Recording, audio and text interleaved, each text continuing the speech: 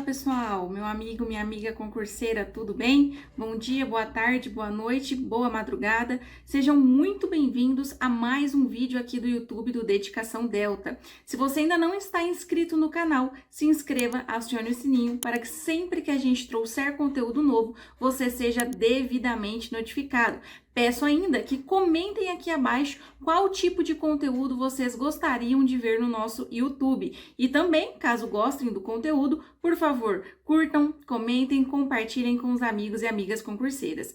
Bom, vamos continuar falando de direito administrativo? O tema separado para hoje foi critérios, competência e interpretação do direito administrativo. E aí, bora lá? Pessoal, vamos começar falando dos critérios que definem um direito administrativo. Esses critérios vêm justamente para responder à pergunta: o que é direito administrativo? E à luz de cada um desses critérios é que vem essa definição. Destaco que o tema não é pacífico na doutrina, como quase nada é no direito administrativo e, por que não, no direito como um todo.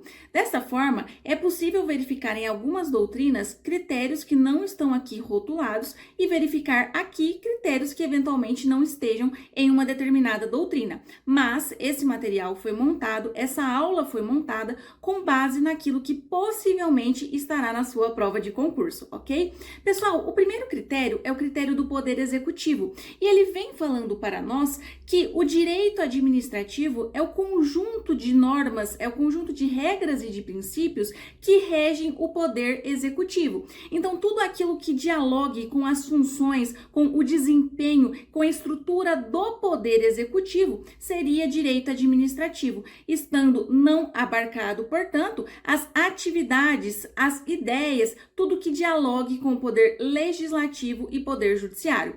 Um segundo critério é o critério teleológico. Como a própria nomenclatura já fala, teleológico tem a ver com finalidade. Então, esse critério vai nos dizer que o direito administrativo é o conjunto de normas que regulam as atividades prestadas pelo Estado para a consecução das finalidades que lhes são inerentes. Essas finalidades, tanto com asseio constitucional, asseio legal e assim sucessivamente. Então, tudo aquilo que é feito, que é destinado, que é regrado para a consecução dos fins desejados pelo Estado, impostos para o Estado, é direito administrativo.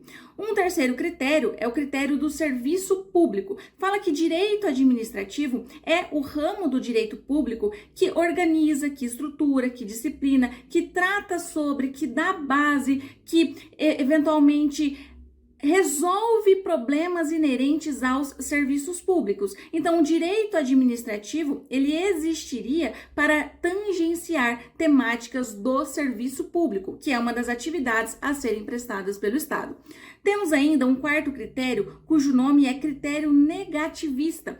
Ele fala que direito administrativo não tem uma conceituação por si só, de modo que tudo aquilo que não estiver envolto a temáticas legislativas ou jurisdicionais é direito administrativo. Então, ele é um critério que exclui uma conceituação autônoma do direito administrativo, dando para ele a natureza, a característica, o conceito de aquilo que não é conceituado como sendo uma atividade legislativa ou jurisdicional, ok? Nós temos ainda o critério denominado legalista. Como o próprio nome já diz, fala que direito administrativo é o conjunto de legislações que tangenciam a administração pública. Então, todas as leis, todos os regulamentos que tratam de direito administrativo na temática da administração pública é que, em verdade, seria direito administrativo. Se vocês percebem que esses critérios falados anteriormente, eles são bem problemáticos, né? Por vezes são insuficientes, por vezes não falam nada no final, é só uma forma, uma burla a uma caracterização, por assim dizer, uma burla não no sentido negativo, mas uma falta de conceituação por si só. Então, por isso, são muito criticáveis, são muito criticadas. Hoje é majoritariamente aceito o critério denominado critério da administração pública ou funcional, que, como consta no slide de vocês, leiam e se atentem bastante, pessoal, a esse conceito trazido. Fala que direito administrativo, ele é um ramo jurídico que ele analisa essa disciplina administrativa voltada normativamente à função administrativa, seja ela exercida pelo Poder Judiciário, pelo Poder Legislativo, pelo Poder Executivo.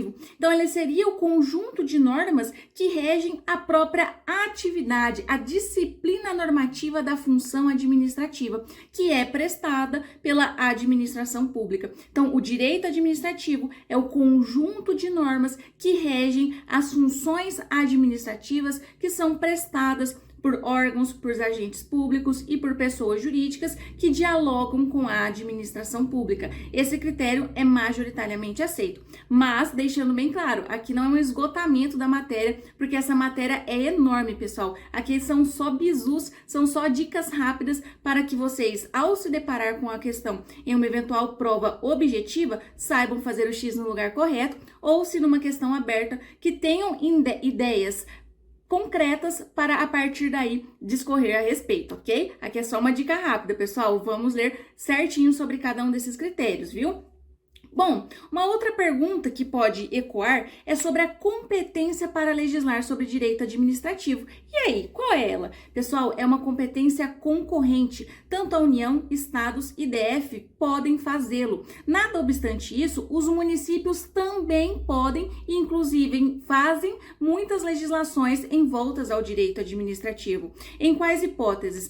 Por razões de interesse local e para suplementar a legislação estadual e federal naquilo que não lhes contrariar, naquilo que for compatível com a legalidade, ok? Pessoal, só que tem algumas matérias de direito administrativo que são privativas da União, por expressa previsão constitucional. E eu destaquei aqui para vocês aquelas que considero essenciais, principais, que podem aparecer principalmente numa primeira fase. Lembrem-se, desapropriação, requisição, águas, energias, essas matérias em que pese dialogando com o direito administrativo, que como regra é de competência legislativa concorrente, nessas temáticas a competência deixa de ser concorrente para ser privativa da União legislar a respeito. Muita atenção que isso pode aparecer em uma eventual prova objetiva. Pessoal, Eli Lopes Meireles, ele trata da interpretação do direito administrativo, falando que para basear qualquer análise de interpretação em matérias de direito administrativo, a gente teria que partir de 3 premissas, de 3 bases para fazê-lo. Quais são? Ele fala que deve-se observar uma desigualdade jurídica da administração pública com os administrados, justamente porque a administração pública, ela tem poderes administrativos, ela tem várias temáticas de recursos públicos, de agentes públicos, de servidores, de legislações que lhes são envoltas, de regramentos que são diferenciados muitas vezes em relação aos particulares e que, ao se analisar o direito administrativo, isso deve sim ser considerado, ok, pessoal? Além disso, presunção de legitimidade, presunção de veracidade também em relação aos atos administrativos.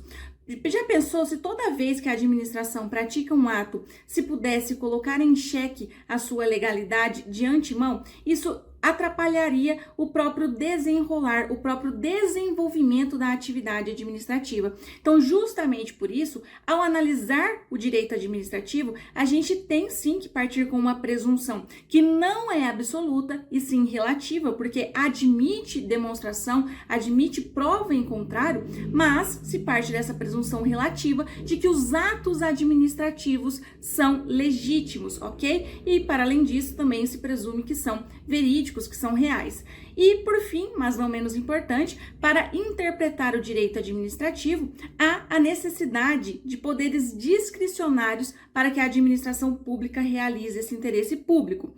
Bom, para que a gente interprete o direito administrativo, a gente necessariamente tem que partir da premissa de que a administração pública tem poderes discricionários. O que são poderes discricionários? Significa que a administração pública pode, eventualmente, praticar determinados atos não vinculada a critérios de conveniência e oportunidade, ou seja, é ela quem vai analisar, no caso concreto, a conveniência e oportunidade à luz, com fulcro na legalidade. Não é assim, não é uma discricionariedade no sentido de violar a lei, mas sim de acordo com a lei, na análise do caso concreto, fazer a conveniência e a oportunidade serem analisadas de modo a alcançar o interesse público, que divide-se em interesse público primário, que é aquele mais voltado a satisfazer as necessidades da população, e também o interesse público secundário, voltado ao desenrolar, ao desenvolver da própria máquina pública, ok, pessoal?